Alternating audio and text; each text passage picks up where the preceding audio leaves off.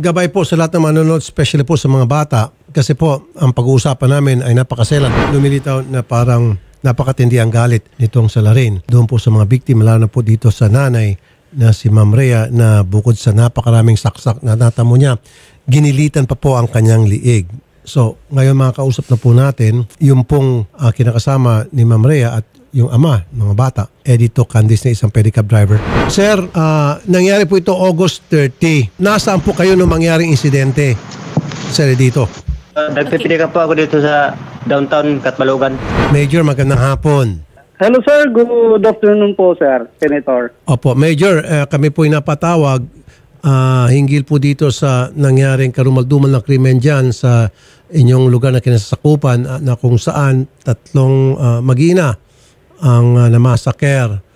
Meron na ho ba tayong pinaka-latest at alam niyo na po yung pinag-uusapan namin dito? Yes po sir, for information po, yung mga tao po natin, investigator is on the ground pa po, nandito po nagkukuha ng mga statement ng mga possible witnesses. At ako po mismo ngayon, nandito po ako sa area, papunta po kami dun sa place of incident para ma-scour po natin, mabalikan po yung crime scene po. If mayroon pa po na, baka mayroon pa na makita po tayong mga traces para for possible identification ng suspect po natin, sir. Okay, so far po ba, Major, wala hong mga nakalap na mga ebidensya sa crime scene ang ating mga taga-Soko? Mayroon po tayong mga weapons na nandun sa bahay. May isinabit po natin yun papuntang sa Provincial Forensic Unit.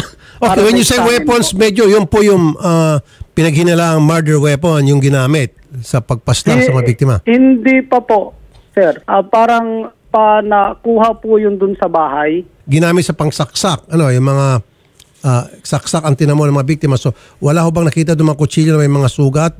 Ganon? Nabali?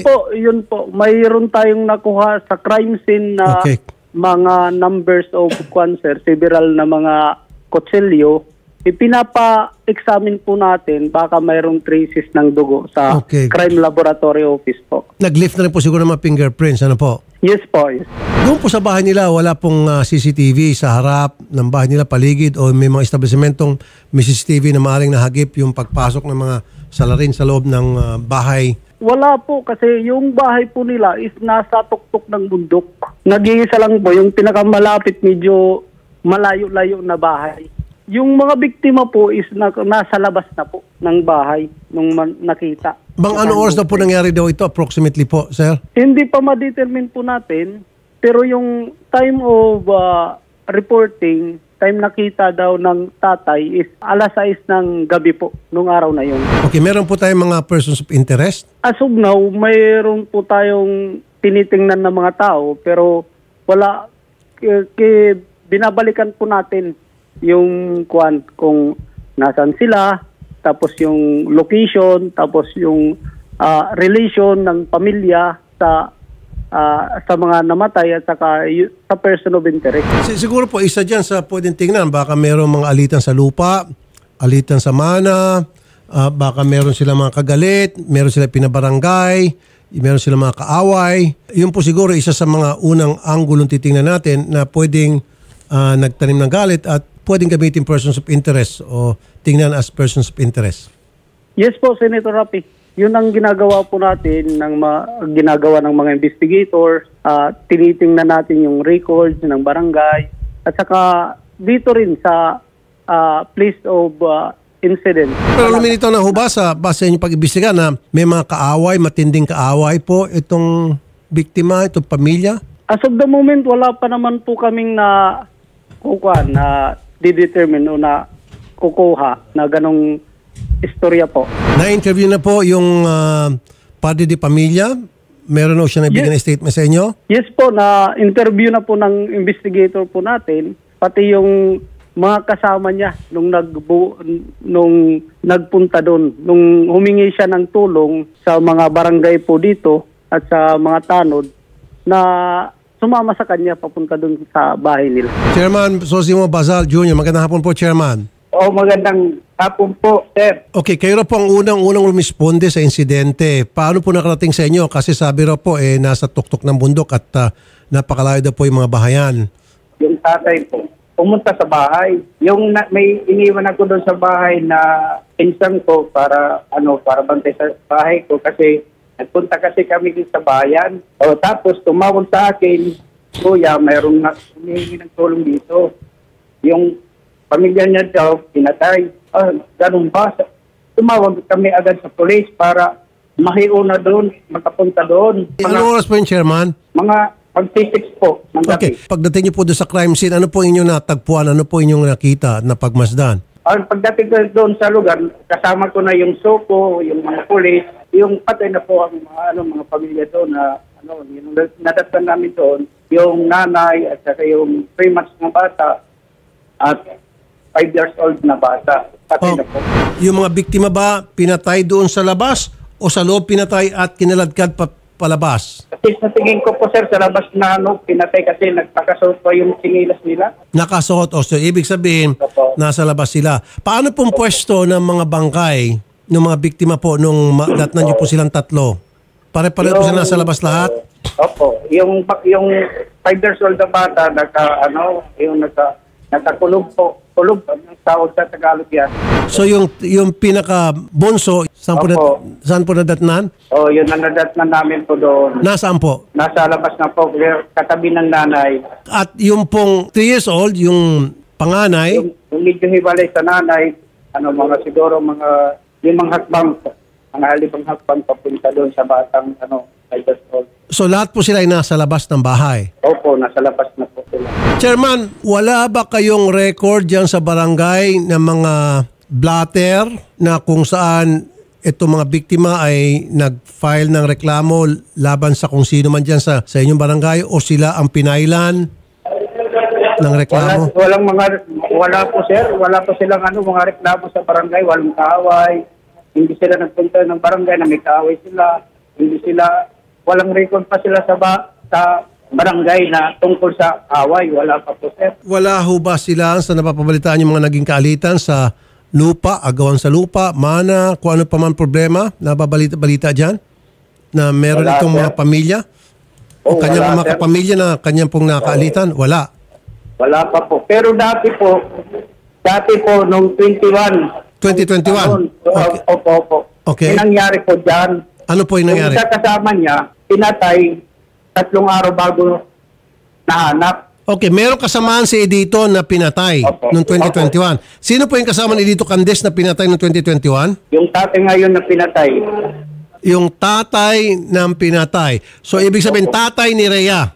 Opo. Anong pangalan po ng tatay ni Rhea? Alias Calvo lang, sir, ang naano ko ngayon. Ang motibo, sir, hindi sila nag-ano sa barangay dati. Parang pinabayaan nila yung Okay, sir, Edito, anong pangalan po ng tatay ni Rhea? Rodolfo. Pinatay daw po siya noong 2021. Yes po, sir. Okay, at sino pong pumatay? Di po namin alam, sir. At ano pong dahilan? Sir, yung mga magnanakaw po sa niyog ng binabantayan po niya. Okay. So, itong kanyugan na ito, sino pong nagmamayari? Arnold Daklag po, sir. Hanggang ngayon po ba si Rhea at si Edito at ang kanyang pamilya ang nagbabantay pa rin ng kanyugan na pag-aari ni Arnold Daklag? Opo, sir. Major, nakausap niyo na po. Ito pong si Arnold Daklag.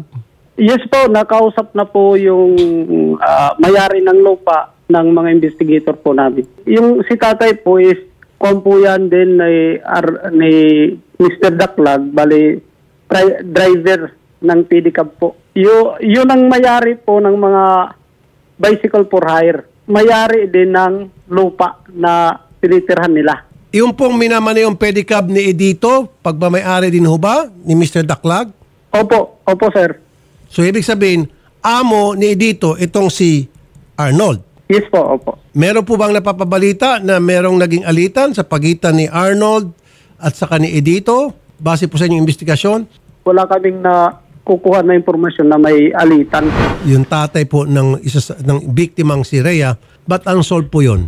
Disim pa rin po yung situation, yung tatay, nung mangyari po yun, yung tatay is naagnas na po nung makita. Saan po nakita yung tatay? Dito po sa malapit din po sa kuwan ng pinangyarihan. Sa labas din po ng bahay. Opo. Ano Yes, po sir. ginamit na murder weapon? Sa tatay po, hindi na po ma-determine yung kuwan, ginamit na murder weapon kasi naagnas na po nung makita. Sa bahay nito mga biktima ngayon o may sarili siyang bahay at doon siya pinatay sa labas ng bahay niya? Hindi po, sir.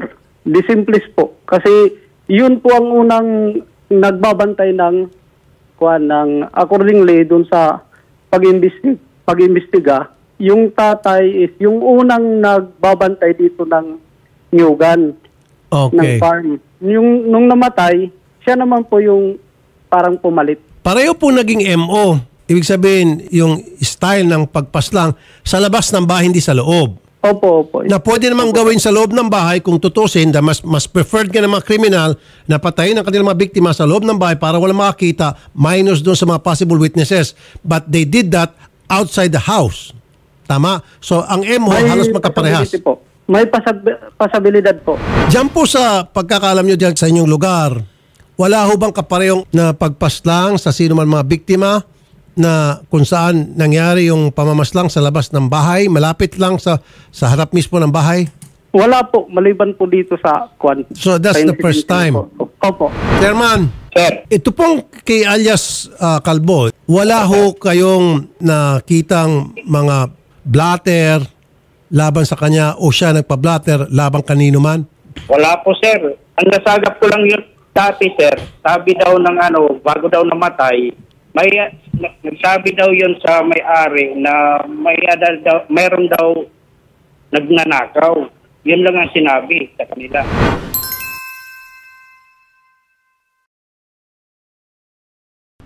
Major? Yes po, sir. Yes. Wala ho bang napablatter ng mga nagnakaw, ng mga niyog, kung ano pa man, mga bagay-bagay sa property na binabantayan nitong pamilya ng biktima? Iniimbestigahan po namin. Nagre-record check po din kami na kung mayroon. Opo, Kasi- kaya nga po ito, sir, kung makakatulong man po itong mga pagtatanong ko, kahit papaano siguro, para mabigyan kayo ng guide at direksyon kung paano niyo po atakihin yung pag-iimbestiga at pag-unearth of possible angles na makakatulong sa pag-iimbestiga. Ano po? So, kunti na lamang po, Major.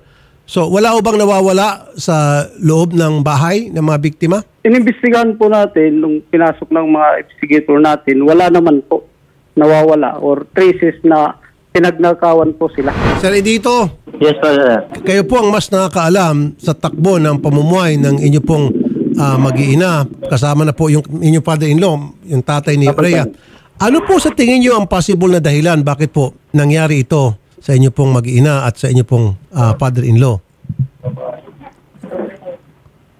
Para sa ano ko po, sir, yung pumatay kay Rodolfo Rio, parang siya rin po ang pumatay sa pamilya ko. Siya rin. Kasi parang pareho ang sitwasyon. Pareho yung style ng pagpaslang. Opo, sir. Wala ho kayong pinagdududahan, pwedeng person of interest na pwedeng kausapin ng mga pulis. Meron na po, sir. Naibigay nyo na po sa mga pulis yun. Na sinabi ko na po kayo mismo kay Chief. Ilan pangalan po yan? 2 po. Okay, without mentioning the name muna, ano po? Bakit po sila ang person of interest, sir? Opo, sir, kasi may witness pa ako. Sinabihan ako kanina na yung may-ari ng lupa, gusto pa niyang bawiin yung lupa na binabantayan namin. Oh. At nagbanta pa ito na may anong Tagalog yun yun. Okay. Basta nagbanta pa yung may-ari ng lupa, pero may magsasabi yan yung witness na kasama ko kanina. So, meron pa palang mas original na may-ari ng lupa. Ang nagbibinta to sa kanila yung si Rolando Basal po, sir. Okay, sino si Rolando po? Yung unang may-ari ng lupa. Na ibinenta niya yung lupa niya kay Arnold. Opo, sir. Okay. So, kung naibenta niya ng lupa kay Arnold, so bakit pa siya magagalit? Ito, siguro nakilala na marami ng bungang niyog. Gusto na naman niyang bawiin. Kayo ba minsan at one point nilapitan ni Rolando, kinausap o nagpahiwatig na gusto niya nang bawiin yung lupa? Meron bang ganong insidente? Di po kami nakausap, sir, kasi nasa nasa bukid kami po, sir. Yung nagsabi sa akin kanina yung kasama kong babae. Sino po yung kasama yung babae? Naglakad ng mga papilis ng mga biktima. Siya ang nagsabi na may balak si Rolando bawiin yung lupa na binenta niya kay Arnold kasi marami ng buwang niyog. Opo, sir. Hindi po, sir. Ito po. Gusto naman ng bawiin ng lupa, yung sabi ng siguro nag-i-interest na naman siya kasi marami ng buwang niyog. Yun nga po, dahil marami ng bunga ng niyog. Okay. Opo, sir. Sino pa po yung isang person of interest? Yung yung pamangkin niya po na sabi nila na may may diferensya. Pero nakikita ko po yan na pumapasok doon sa loob po, sir. Okay. Itong pamangkin ni Rolando na may problema sa pag-iisip. Minsan nga pumasok yan doon sa yung binabantayan namin, sir. So naglalabas-masok sa property, Major? Yes, sir. Hello, sir. Ito po mga binabanggit ni Sir Edito, nakausap na? Yung sir, babae, nandun din kanina po. Bago ako umalis, nandun po kasama ni tatay po yun. Yung sinasabi niya. Yung person of interest naman na sinasabi ni tatay is, we will look into it po. Imbestigahan namin. Go ahead, Major. Hanapin niyo po itong binanggit ni tatay na si Rolando. Pinangalanan na niya. Kausapin niyo. At pagkatapos, kausapin niyo rin po itong pamangkin ni Rolando na nakikita raw po pumapasok doon sa property na binabantayan ni na Rhea, yung mag-iina. Yes, sir. Yes, sir. We will look into it. Isasama po namin yun sa pag-iimbestiga po namin. Gano'ng ba kalaki po yung lupa na binabantayan ng mga biktima? Nandito po ako sa area po. Yung lupa na binabantayan nila is bundok po. Hindi ko po ma-estimate ngayon. Siguro, sir, sasama po namin sa investigasyon yung sinabi ni tatay at kukaan na naman namin ulit siya ng statement para masigurado po namin yung sinasabi niya if may relation dito sa incident po. Opo, kasi crucial po, importante po yun. Chairman, wala pa kayo napapabalita na mga tao na gustong mangagaw or pumasok o magtayo ng bahay dyan po sa lupa na binabantayan po nito mga biktima? Wala po, sir. Sige po, maraming salamat po, Chairman, sa time na binigay niyo sa amin. Sir Edito. Yes po, sir. Okay, ako po ay magpapadala ng pinansyal na tulong personal para po sa iyong pamilya at yung sa burol, libing, sementeryo at kung ano pa pong pwede ko maitulong kahit pa paano na sana meron pong maitulong talaga sa pagkawala po ng inyong mga mahal sa buhay. Meron pa kayong gustong sabihin pa, Sir Edito? Gusto pala sabihin sa lahat ng nakikinig ngayon, natulungan ako na magdasal na mahuli ang tunay na may sala at tunay na kriminal. Kasi akong naipit dito, sir. Pero hindi ako susuko kasi malinis ang puso ko, malinis ang kamay ko, malinis ang konsensya ko na hindi ako mamamatay ng tao. Bakit po kayo naipit, sir? Ba't yung sinabi naipit kayo? Yes, sir. Natural. First of interest ako kasi ang pamilya ko yan, sir. Alam ko yan. Personal of interest talagang katulad ko. So pinagbibintangan po kayo. Sino po nagbibintang sa inyo? Opo, sir. Hindi ko naman sinasabi na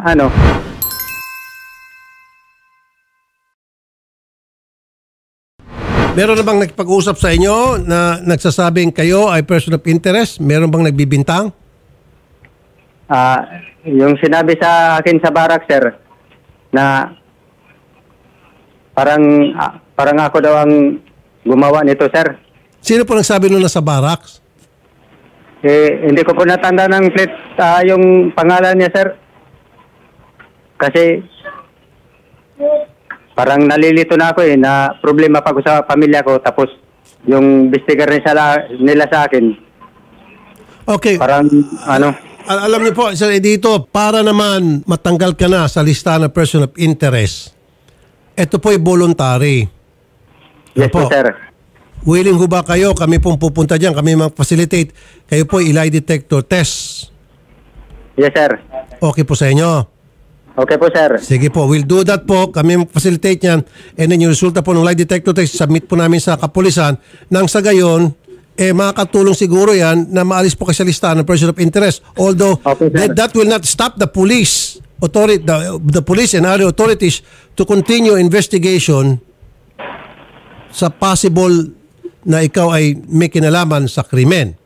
That will not diminish the actions of the authorities to continue the investigation if they have reason to do so na para ikaw ay kasama sa person of interest nila.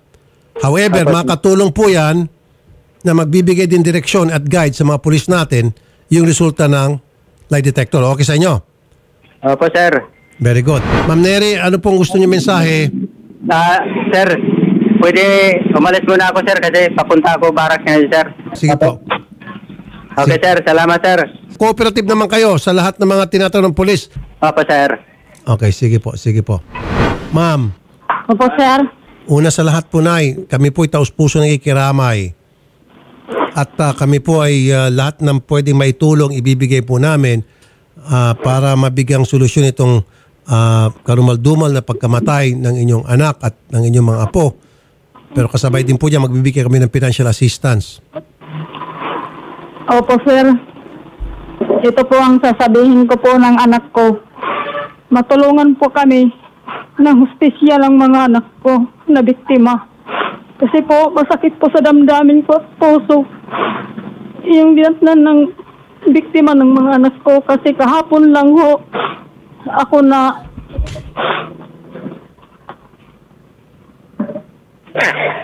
nalaman na ganyan yung mga anak ko, sir. Kaya nga, tulungan mo po ako ng hustisya. Hindi ko po alam kung anong gagawin ko.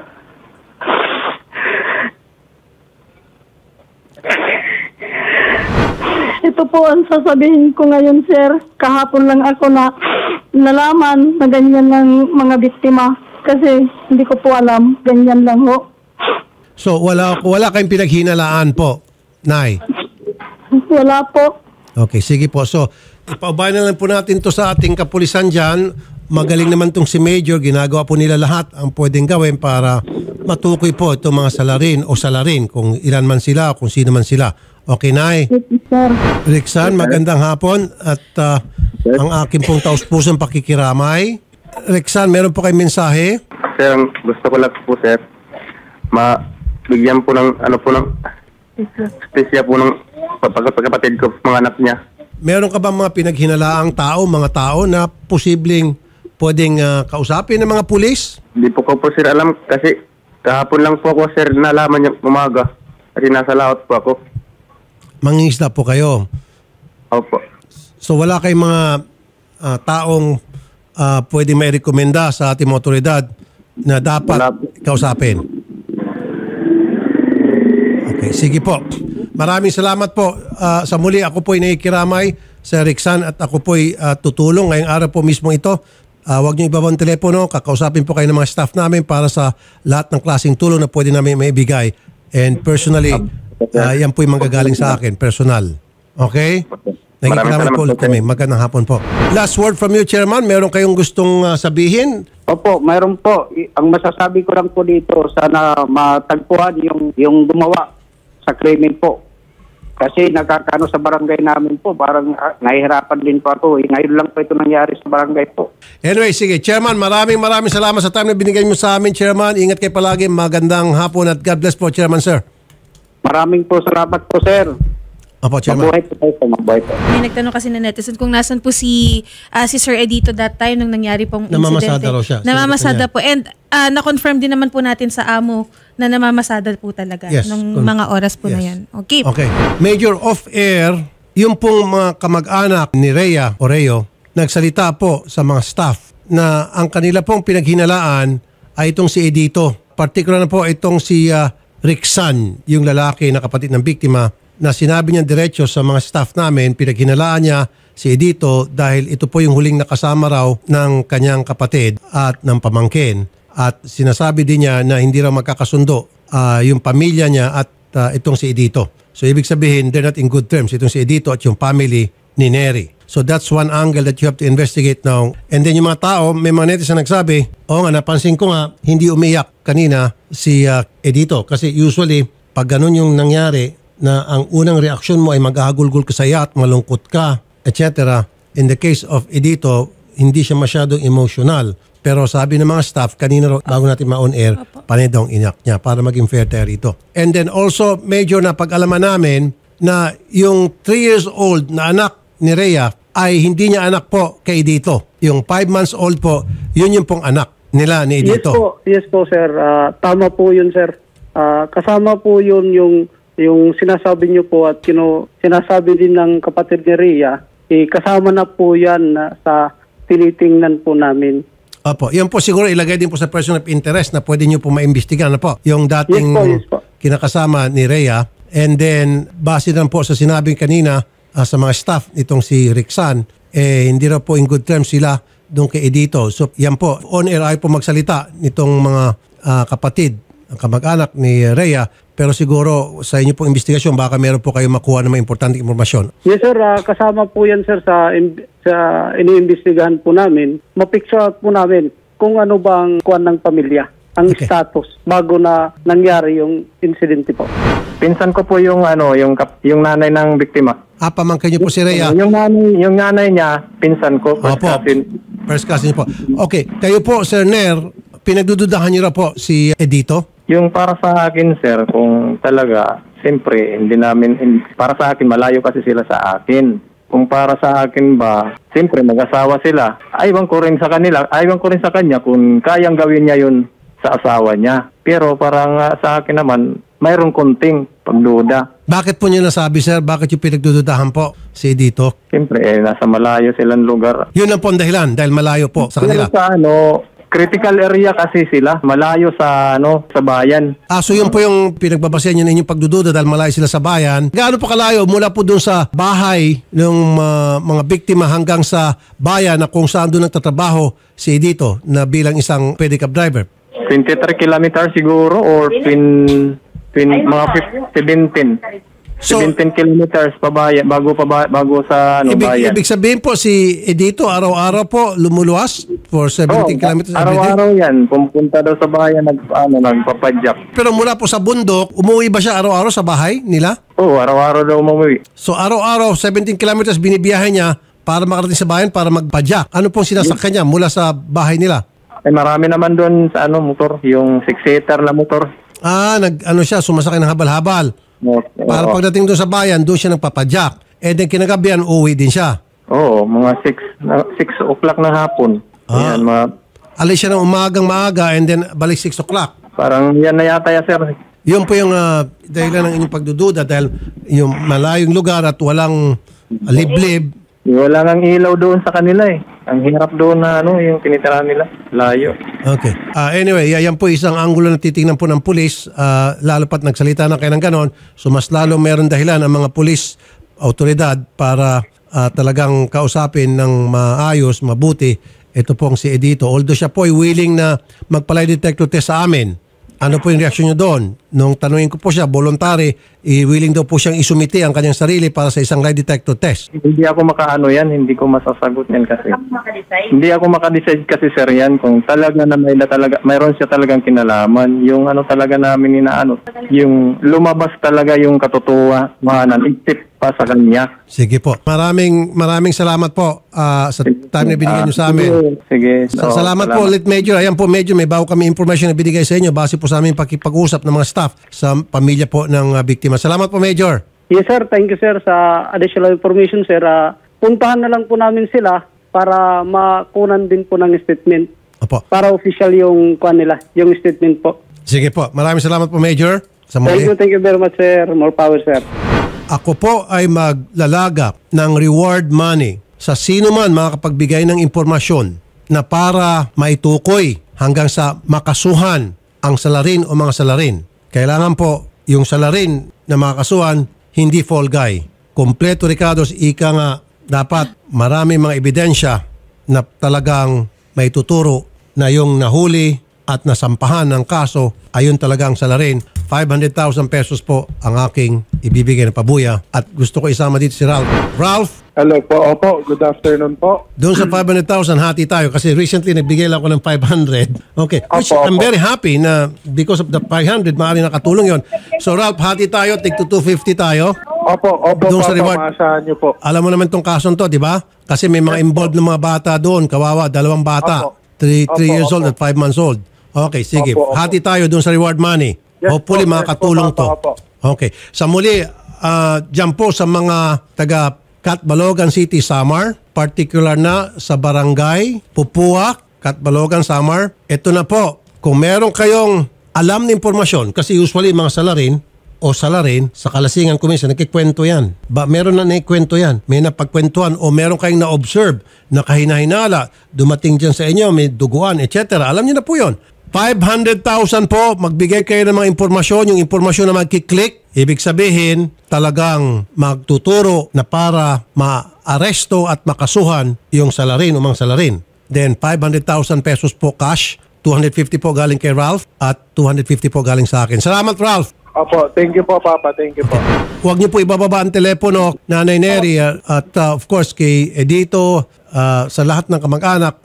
Parating na po, huwag niyo bang telepono, kausapin kayo ni Odette para sa aking mga ipapadala pong personal na tulong. Okay? Salamat po. Magandang hapon.